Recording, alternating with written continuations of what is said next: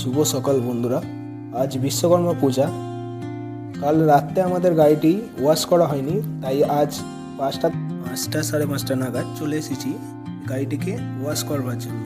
দেখতেই পাচ্ছ আমাদের গাড়িটা দুদিন জল হওয়ার কারণে অনেকটা বেশিই নোংরা হয়ে গেছে।